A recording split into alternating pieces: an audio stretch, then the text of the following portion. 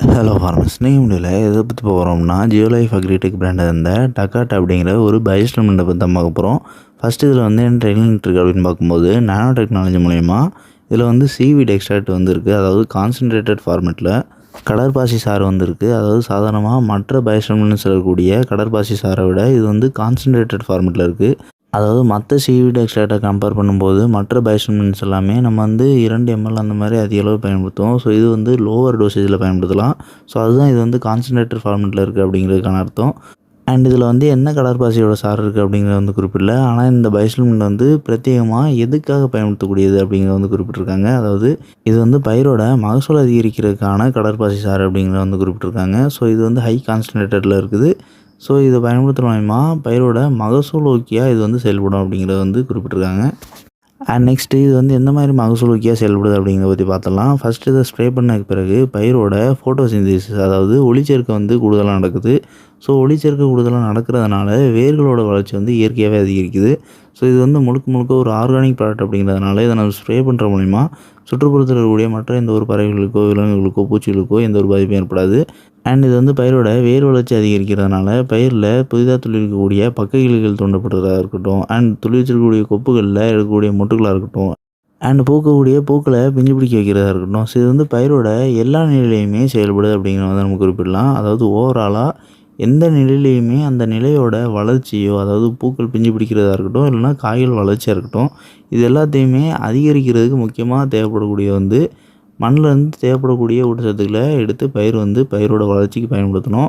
So அதுக்கான வேர் வளர்ச்சியை பயிரோட ஒளிச்சேர்க்கை அதிகரிக்க வைக்கிற மூலயமா வேர் வளர்ச்சி நடக்கிறதுனால சுலபமாக பயிருக்கு அந்தந்த நிலையில் தேவைப்படக்கூடிய ஊட்டச்சத்துக்களை மண்ணிலேருந்து எடுத்து பயிருக்கு கொடுக்க முடியுது. ஸோ இந்த மாதிரி நடக்கிறதுனால அந்தந்த நிலை வளர்ச்சியிலையும் பயிரை வந்து ஊக்குவிக்க முடியும். அண்ட் ஓவராலாக மகசூல் எடுக்கக்கூடிய தருணத்தில் மகசூலை அதிகரிக்கிறதுக்கும் நம்ம வந்து இதை பயன்படுத்தலாம். ஸோ இது வந்து மகசூல் ஊக்கி அப்படிங்கிறதுனால பயிரோட வெஜிடேட்டிவ் ஸ்டேஜில் பயன்படுத்தக்கூடாது அப்படிங்கிறது வந்து கிடையாது.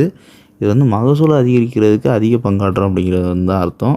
அண்ட் இந்த டக்காட் பயோஸ்டிமுலண்ட் பயன்படுத்தும் மூலமா பயிருக்கு ஏற்படக்கூடிய ஒரு சில ஸ்ட்ரெஸ்ஸஸை வந்து நம்மளால் தவிர்க்க முடியும். அதாவது அந்த ஸ்ட்ரெஸ்ஸை தாங்கிறதுக்கும் அந்த ஸ்ட்ரெஸ்லேருந்து பயிரை வெளியே கொண்டு வரதுக்கும் ரொம்பவே சப்போர்ட்டிவாக இருக்கும். அதாவது எந்த மாதிரியான ஸ்ட்ரெஸ் அப்படின்னு பார்க்கும்போது, உதாரணத்துக்கு அதீத வெப்பத்தினால் ஏற்படக்கூடிய ஹீட் ஸ்ட்ரெஸ்ஸாக இருக்கட்டும், இல்லைனா பயிருக்கு தேவைப்படக்கூடிய தண்ணீர் சரிவர கிடைக்காம ஏற்படக்கூடிய வறட்சினால் ஏற்படக்கூடிய அழுத்தமாக இருக்கட்டும், அப்படி இல்லை அப்படின்னா அதிகமான சாரஞ்சு மூச்சாக்களால் ஏற்படக்கூடிய அழுத்தமாக இருக்கட்டும், இந்த மாதிரி ஒவ்வொரு நிலையிலையுமே ஏற்படக்கூடிய வெவ்வேறு அழுத்தங்கள்லேருந்து பயிரை சுலபமாக மீட்டெடுக்கிறதுக்கான தன்மையும் அந்த அழுத்தத்தை தாங்கிறதுக்கான தன்மையும் பயிருக்கு வந்து இந்த டக்காட் பயோஸ்டிமுலண்ட் கொடுக்கும்.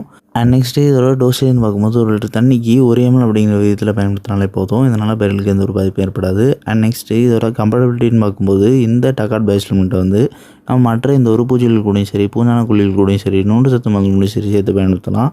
இதனால் பயிர்களுக்கு எந்த ஒரு பாதிப்பும் ஏற்படாது.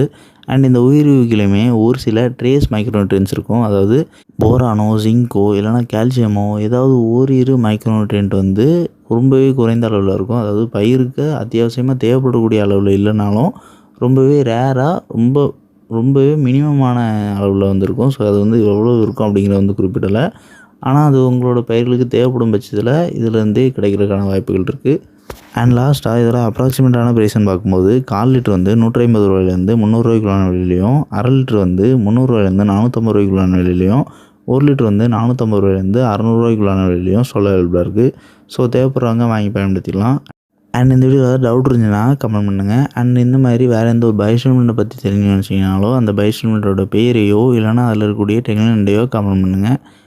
அண்ட் நம்மளோட செகண்டரி சேனலான அக்ரியோ ஷார்ட் சேனலில் இந்த வீடியோட கொலாபரேட் பண்ணிக்கிறோம். ஸோ இந்த வீடியோ பப்ளிஷ் ஆகக்கூடிய சேனல் ப்ரொஃபைலை நீங்கள் கிளிக் பண்ணி அப்படின்னா அதில் 2 சேனல் ப்ரொஃபைல் காட்டும். ஸோ அக்ரியோ ஷார்ட் சேனலை மறக்காமல் சப்ஸ்கிரைப் பண்ணிங்க.